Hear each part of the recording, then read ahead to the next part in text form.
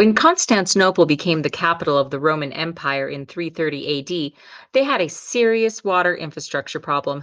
Despite the city's strategic location at the mouth of the Bosphorus, there was no river running through it.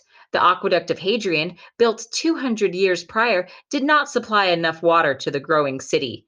The diplomat Themistius remarked that even though Constantinople was bedecked with much gold and precious objects, she be more thirsty than those who are dressed in rags. To alleviate the water problem, between the 4th and 6th centuries, emperors such as Constantine, Valens, and Justinian built a vast network of aqueducts stretching over 426 kilometers to bring water from the surrounding highlands.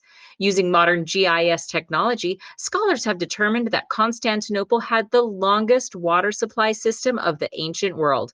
Once the water reached the city, it was stored in 3 open-air reservoirs and hundreds of underground cisterns, allowing the city to have enough water during droughts and military sieges. The cisterns in Constantinople are engineering wonders. Most were built underneath open spaces such as courtyards and plazas, or as the basement level of churches and houses. To construct the cisterns, the builders first dug down into the earth, sometimes deeper than 50 feet, like the cistern of Philoxenos. Procopius, the official historian of Emperor Justinian, notes that the foundation of Basilica cistern was built on solid bedrock. The walls of the cisterns were at least 12 feet thick to withstand the immense outward water pressure. The walls were constructed of alternating bands of brick, stone, and waterproof Corrosion mortar, causing them to be more flexible during earthquakes.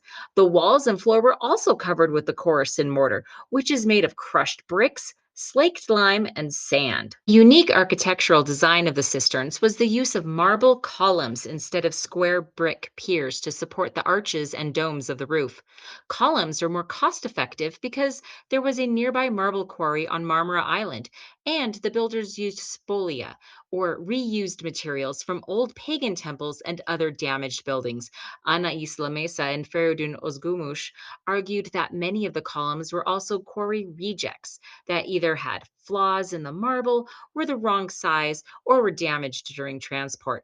Basilica cistern showcases this mix of reject and reused materials with its tree trunk like column, colossal Medusa heads at the bases of 2 other columns, and mismatched capitals. Cisterns also had wooden tie beams between the supports, possibly to ensure that the structure would move uniformly in an earthquake.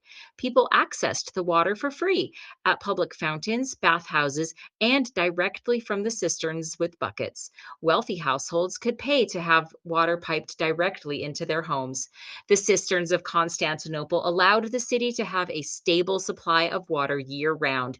They still exist over 1,500 years later because of the engineering skills of the early Byzantine Empire.